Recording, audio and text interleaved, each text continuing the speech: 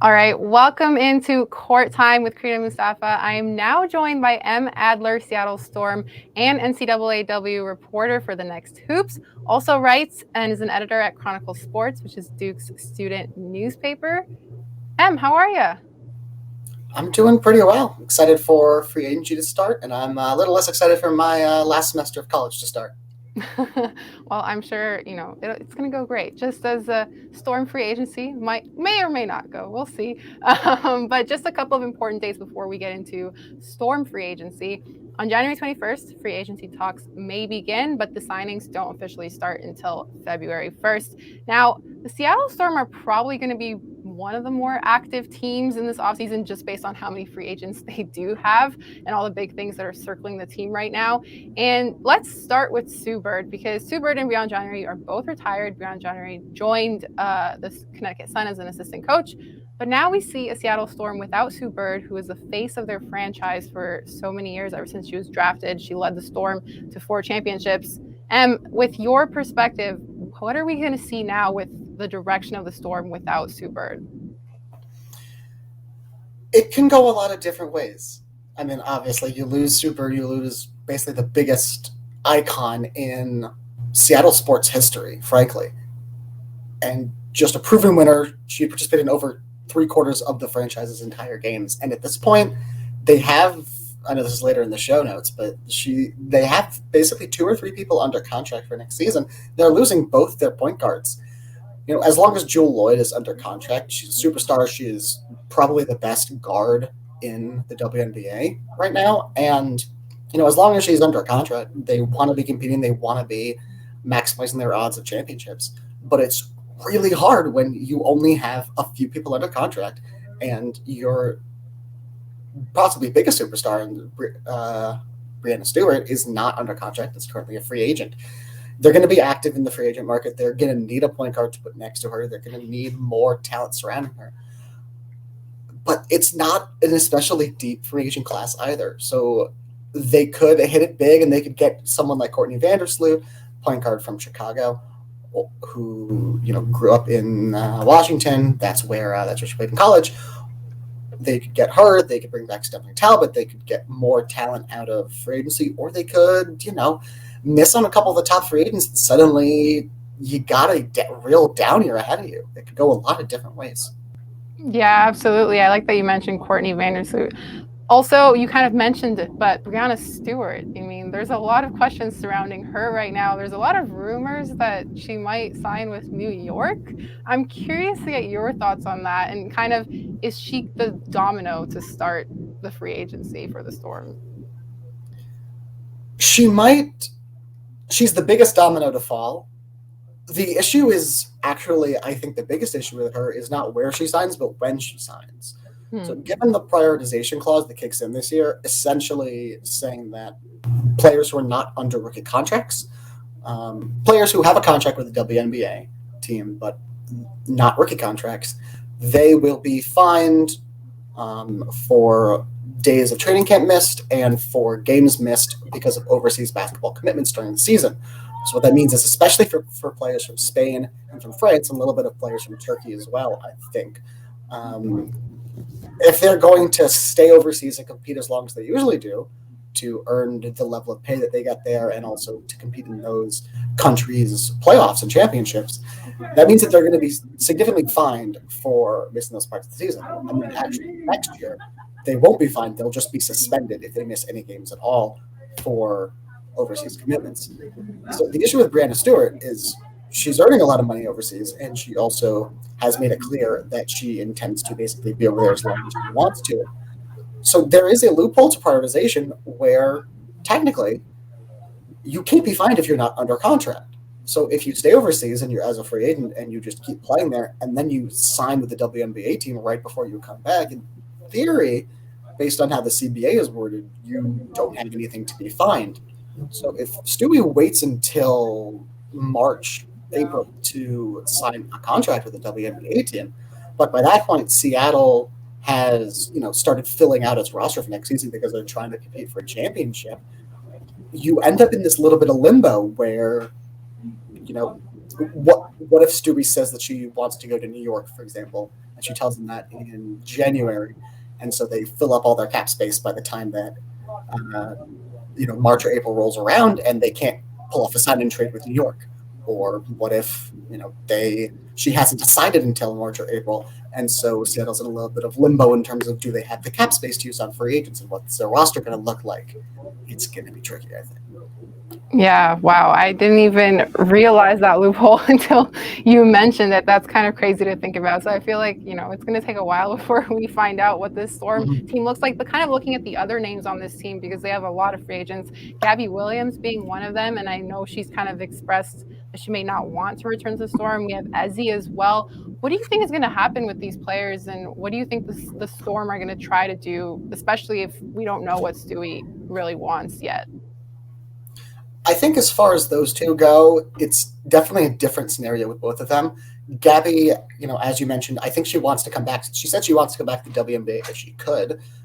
She seemed to have a great time with the Storm. But the thing is, I mentioned the countries where their postseason goes late. Gabby Williams is maybe the best player in the French, just in the French league.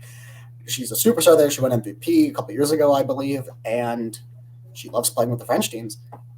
And their season runs super late. Mm-hmm. So in theory, she might not play in the W this year. She expressed in her exit interview with the Storm media back in I think it was November.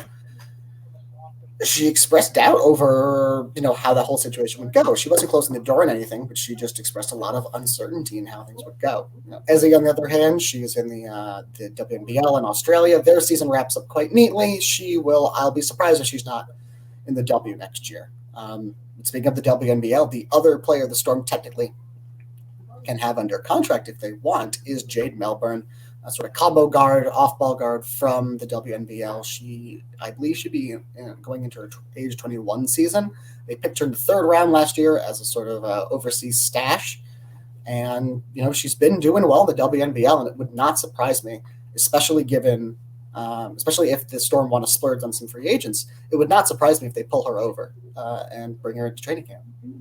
Mm-hmm. And, lastly, what would you consider to be a successful offseason for the Storm? And you kind of hinted at, getting a point guard alongside the Stewie. But, yeah, what would be successful for them in this offseason? I think the most important thing for the Storm, obviously after this past era of the big three, where they've essentially been a title favorite in every year where they hadn't lost someone to injury.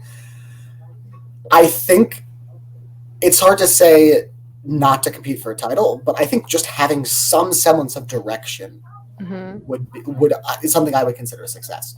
If Stewie stays, then being able to surround Stewie and Jewel and to a lesser extent Ezzy with title caliber supporting cast. If Stewie doesn't stay, being able to put the roster in one direction or another, but just not getting in that tricky purgatory limbo area of team construction. They can, like I said before, if they can go in and they can re-sign Talbot, if they can sign Courtney Vandersloot, if they can bring in an Azurá Stevens or something of that mold, then you're looking at a team with a legitimate shot of competing for a title. And I think that that's a great direction to go in. I think if they can sort of set up themselves with a lot of talent for 2024, once they swing and miss on some top free agents, I think then that's a really good idea because the draft class next year is incredibly deep and has an incredible amount of top-level talent, and we could see, the Storm slipping for 1 year, picking up a really good talent, and then, really going back in with a good free agency class and really committing for a title again. But we got a lot of mid-level free agents that could be overpaid this season. Well, I shouldn't say overpaid. We got a mid-level free agents that could maybe be paid on contracts that don't really measure up to their value compared to other people in that salary range. And if the Storm sign a few too many of those, you can see the cap sheet fill up, but also have a team not really capable of competing for a title, and that'll land them in a really tough spot to maneuver out of. I think that's what we're seeing with Minnesota, and it's an easy trap for teams to fall into. All right. Well, thank you so much for your insight, and tell people where they can find you, anything you're working on. Yeah, thank you. It's been a huge pleasure to be here. Um, Anyone can find me on Twitter at m_Adler. They can find me if the great Exodus happens. They can find me on Mastodon or on Post at the same handle. I'm currently working at the Next on a couple of our staff-wide free agency projects. We should have predictions for where free agents are going to sign and their contract details. We should have that coming up in the next couple of days. And then a couple of days after, I will have another edition of my Storm offseason Choose Your Own Adventure game dropping. Oh, sounds fun. Okay, well, thank you so much again for taking the time. And coming up next, we'll have LA Sparks free agency with Brady Klopfer. All right, welcome back into Court Time, and I'm now joined by Brady Klopfer, does everything Warriors, Giants, and LA Sparks over at SB Nation. Brady, welcome to the show. How are you? I'm wonderful. Thank you for having me. Of course. And now let's get into LA Sparks free agency. They had a bit of a weird year last year, to put it nicely, I guess, all the way from Liz Cambage leaving the team, Derek Fisher finally getting fired, basically just a lot of questions surrounding the roster, the team, and the organization in general, really. Let's start with the Ogwumike sisters, because I think those two are kind of the biggest questions on the Sparks right now. Both Nneka and Chiney are going to be free agents. It's going to be interesting because Chiney did sign a multi-year extension with ESPN to remain as an analyst in LA for ESPN. And do you think that plays a factor? Can they keep both sisters? Like, what's the situation there? They definitely can. And beyond that, I would be shocked if they don't, honestly. I think that I don't see any avenue for both sisters to be anywhere else except the Sparks. I think the only way that they're not both on the team next year is if Chiney decides that she wants to retire, which she's made no indication that she wants to.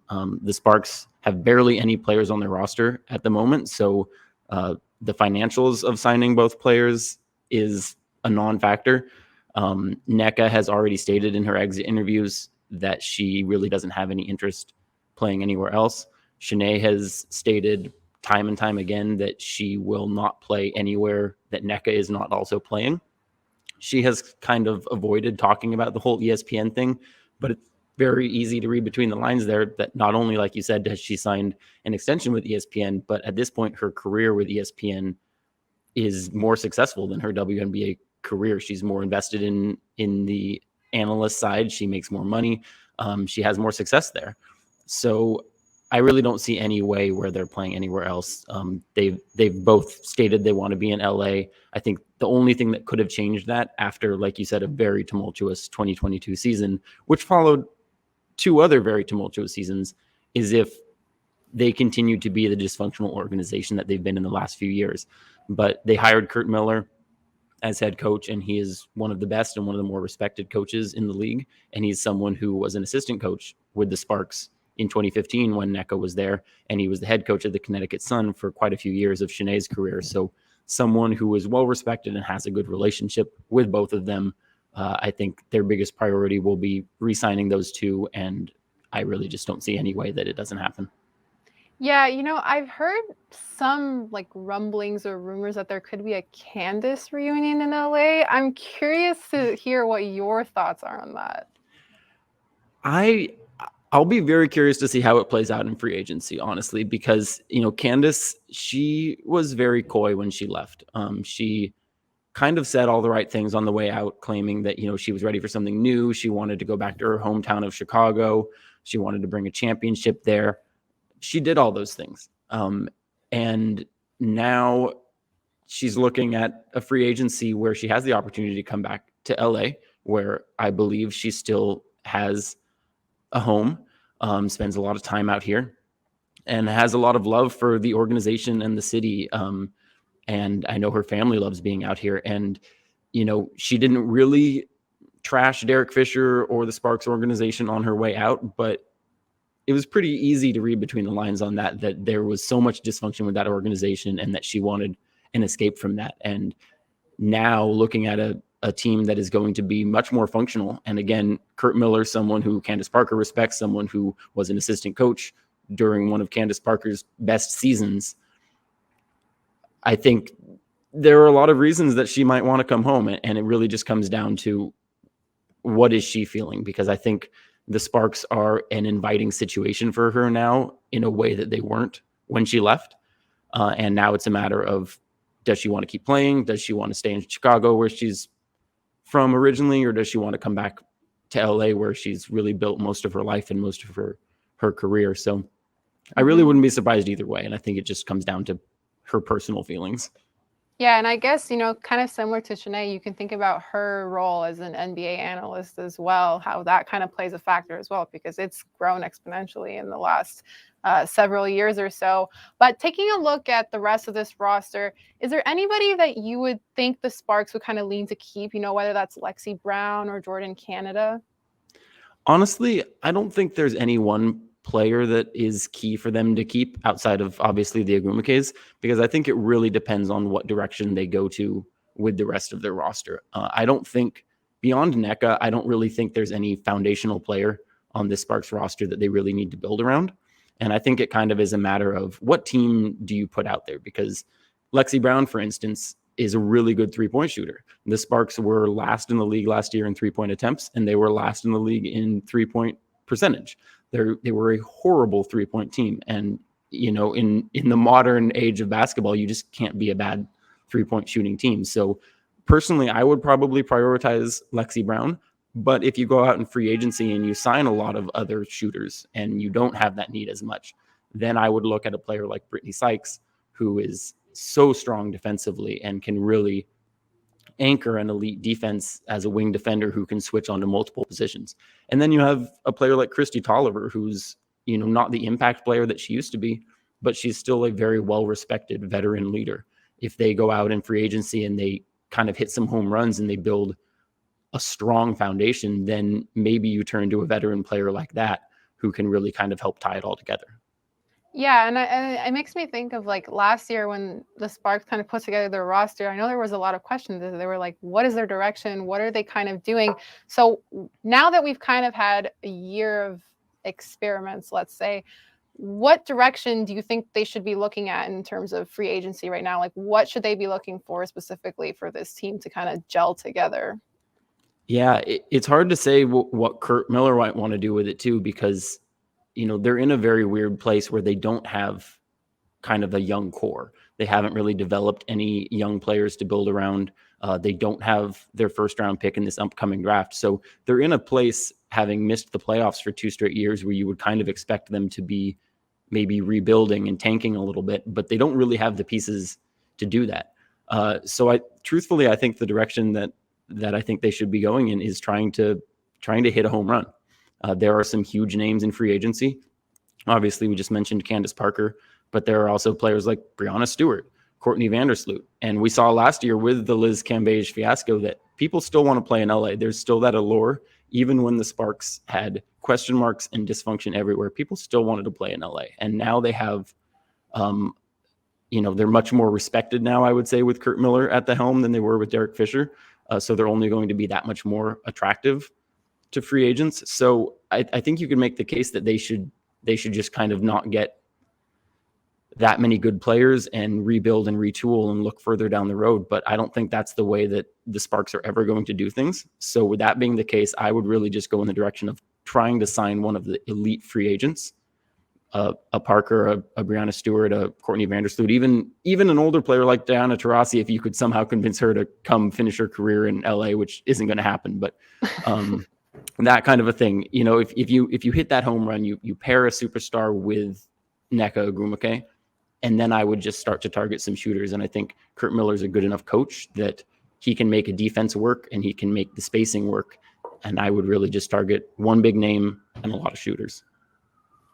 Yeah, and kind of the last question, what would you consider to be a successful offseason for the Sparks? Because it's funny that you mentioned Stewie, because I had Adler on the show a little bit earlier, and we were talking about, is Stewie going to stay in Seattle? Is she going to sign in New York? Like, what's going to happen? And so I'm interested to hear that you're like, okay, the Sparks should like go for, the elite free agent signing. So what do you think is going to end up being a successful offseason for them? First off, apologies for this ambulance that's driving by my window right now. I think that it would be pretty successful if they're just able to field a team that is looks like they should be making the playoffs when the season starts, because that's been the big question mark for them the last few years is, between the bad coaching and the funky roster, it hasn't even been a lack of talent so much as really a lack of cohesion, pieces that just don't fit together. What's the identity? And the results have borne it out on the court. And so I think really the Sparks have to be looking forward more than just this year. After the disappointing seasons they've had, they really have to be taking a little bit of a longer view, and trying to compete not just in 2023, but 2024, 2025. But I think it has to start with fielding a team that's not as disjointed as they've been the last few years. And whether that has a star like Stewie, obviously that would be an instant win. But even if there's not a star, if you can look at the roster and you can see what type of team the Sparks are going to be, whether it's a floor spacing, 3-point shooting team or a gritty defensive team, then I think that's a big win. I think, the league is too small with 12 teams and 8 teams making the playoffs, and the Sparks are too big of a market with too good of a player in Nneka Ogwumike and too good of a coach in Curt Miller for them to be anything other than a lock to make the playoffs every single year. And I think, it has to start with baby steps, and that's the first step is, can we get to May and look at this roster and pencil them in as a clear playoff team? Yeah, absolutely. It does feel like there's sort of a shift now with this team, with all the changes in the coaching changes in the front office. So yeah, well, it'll be interesting to see how free agency shakes out for this team. Thank you so much for coming onto the show today and taking the time. Tell people where they can find you, anything you're working on. Yeah, you can follow me on Twitter at Brady Klopfer NBA. You can follow my NBA work at goldenstateofmind.com and at sbnation.com. And I'll be having a lot of Spark stuff this season at silverscreenandroll.com. Excited for a fun WNBA season. It looks like it should be madness here with free agency starting soon. I think it'll be a lot of fun. Yeah, free agency, more games than ever before. It's going to be a very packed season, for sure. But thank you again, Brady, for the time. And thanks, everybody, for tuning in to Court Time with Crina and Mustafa. And we'll see you next week.